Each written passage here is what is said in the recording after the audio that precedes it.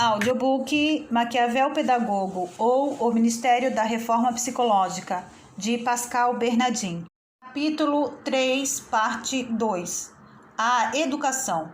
As citações anteriores, que fartamente demonstraram o papel que alguns pretendem para as ciências sociais na manipulação psicológica das populações, acrescentaremos ainda as seguintes, que tratam particularmente da educação. Abre aspas. Em sua opinião, os resultados de suas pesquisas poderiam ser aplicados à educação. Em sua opinião, os resultados de suas pesquisas poderiam ser aplicados à educação, à puericultura e às atividades de grupo que se inspiram nos princípios da psicoterapia coletiva. Adorno e Taus, página 16. Os efeitos sobre os sistemas educacionais submetidos a tais influências são, naturalmente, os já esperados. Abre aspas.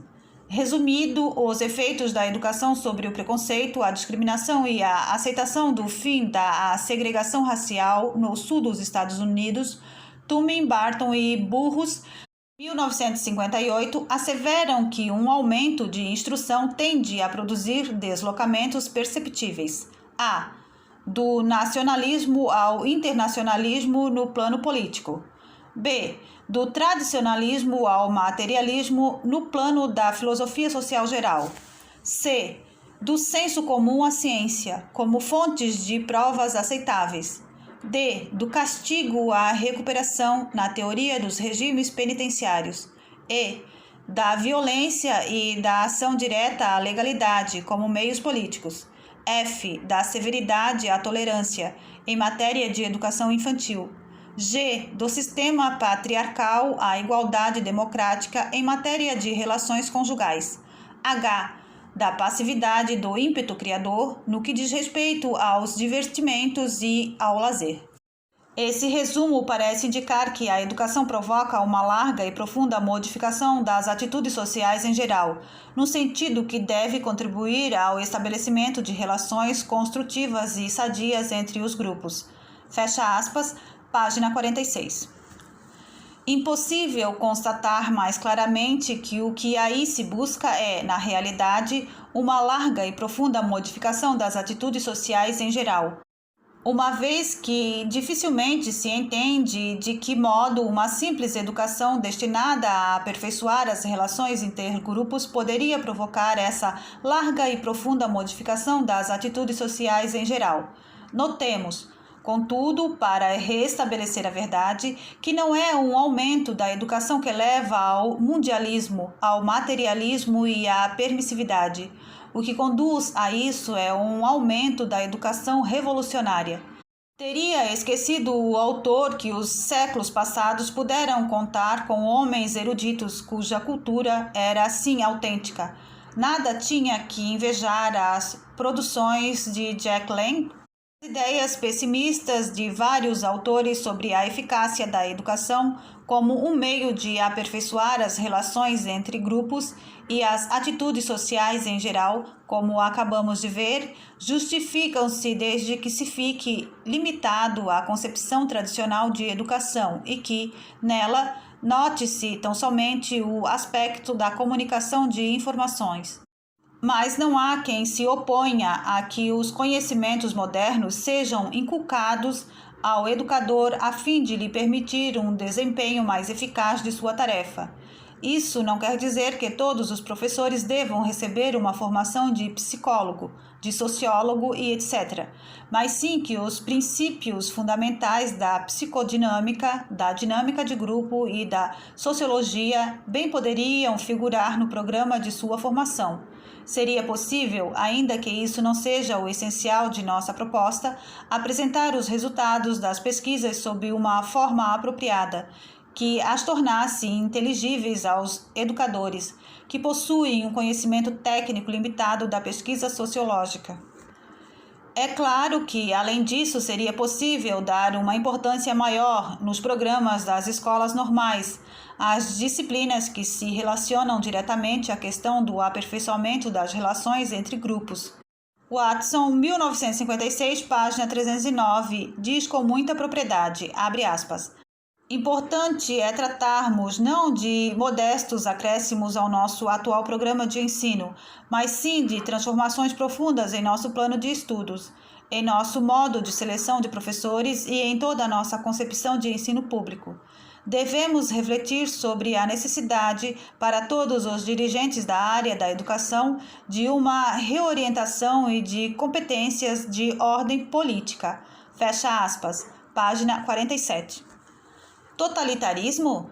Em sua experiência de formação nas escolas normais, Tausch utilizou diversas noções próprias da psicologia coletiva não diretiva, Roger, 1951, e demonstrou que tais princípios são aplicáveis no domínio da educação.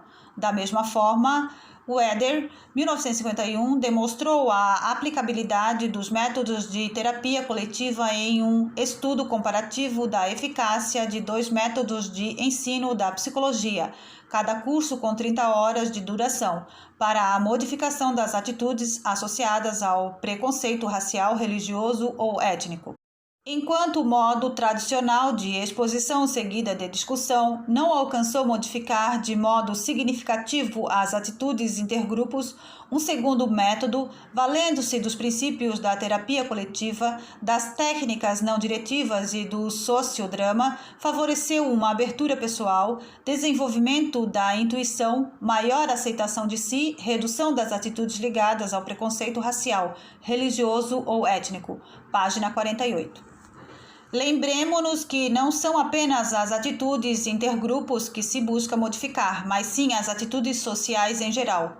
Por outro lado, conhecendo a força e o tenaz enraizamento dos preconceitos raciais, religiosos ou étnicos, que, não obstante o poder dos métodos de manipulação psicológica empregados, logram sujeitar, não há como deixar de experimentar a mais viva inquietação ao ver essas mesmas técnicas empregadas contra atitudes em geral menos fortemente enraizadas, como as atitudes políticas, econômicas, sociais, ecológicas, éticas e etc. A manipulação da cultura. Toda revolução psicológica requer uma revolução cultural. Posteriormente, retomaremos detalhadamente esse assunto, considerando o quanto o sistema educacional transformou-se em um dos mais importantes veículos da revolução cultural. Em todo caso, o autor nos dá indicações que merecem ser apreciadas desde já. Abre aspas. O fato de que a cultura e a sociedade em seu conjunto sejam um fator muito importante na formação, na conservação ou na modificação das atitudes sociais é uma evidência à qual já nos referimos diversas vezes. Mas em que medida os programas de ação prática são realizados, uma vez que seu combate se desenrola numa frente tão vasta? Como se pode modificar uma cultura que repousa sobre tradições seculares ou reformar toda uma sociedade? Sem dúvida, é dificilmente imaginável que uma só pessoa ou mesmo um pequeno grupo de pessoas possa mudar completamente, do dia para a noite, uma sociedade moderna, de estrutura democrática e pluralista.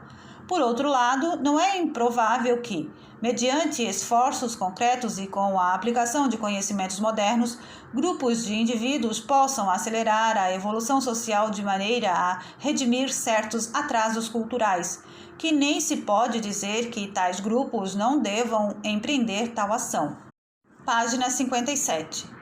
Os estudos que acabamos de referir ilustram simplesmente o fato de que as mais importantes mudanças de atitude e de comportamento no conjunto de uma sociedade são possíveis ao final de um certo tempo. Poderíamos citar muitos outros casos que confirmam essa conclusão. Essas modificações são o resultado cumulativo de esforços combinados de diversas pessoas e organizações que utilizam modos e métodos diferentes de abordagem. Mas a questão que aqui nos interessa saber é: em que medida é possível agir sobre o conjunto de uma sociedade? Não nos seria possível, por ora, examinar em seus detalhes os vastos problemas de teoria social levantados por essa questão, mas gostaríamos de assinalar alguns métodos aplicáveis nesse nível. Não há dúvida de que, por exemplo, as declarações públicas de alta personalidade do governo e de outros dirigentes cuja opinião é respeitada pela população pode exercer uma enorme influência sobre as atitudes e o comportamento dessa população. As medidas de ordem legislativa oferecem à sociedade um outro meio, um pouco mais coercitivo, de exercer sua vontade sobre os indivíduos que a compõem.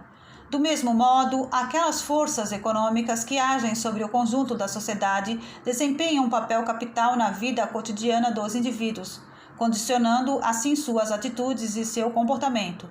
Por fim, mencionaremos alguns dos grandes problemas ligados ao emprego dos meios de informação, os quais constituem um dos principais veículos dos quais a sociedade se utiliza para comunicar a seus membros suas normas culturais e o comportamento que deles se espera. Página 58. Porém, se considerarmos os meios de informação sob um ângulo mais vasto, como instrumentos que permitem à sociedade modificar as atitudes dos indivíduos no sentido desejado, importa examinar a questão relativa à intenção que orienta o emprego dos meios de comunicação. Dito de outra forma, trata-se de saber quem dispõe desses meios. Evidentemente, esta questão é bastante delicada e traz consigo importantes implicações políticas, que não iremos ponderar aqui. De qualquer modo, cabe-nos observar que tal questão não pode ser negligenciada indefinidamente. Fecha aspas, página 59. A questão do emprego dos meios de comunicação como instrumentos de modificação de atitude coloca, por si só, problemas gerais que convém sejam considerados a partir do ponto de vista do conjunto da sociedade ou da cultura. Página 29. E se você está gostando desse audiobook, se inscreva no canal, deixe um like, deixe um comentário, compartilhe com seus amigos. Gratidão a todos.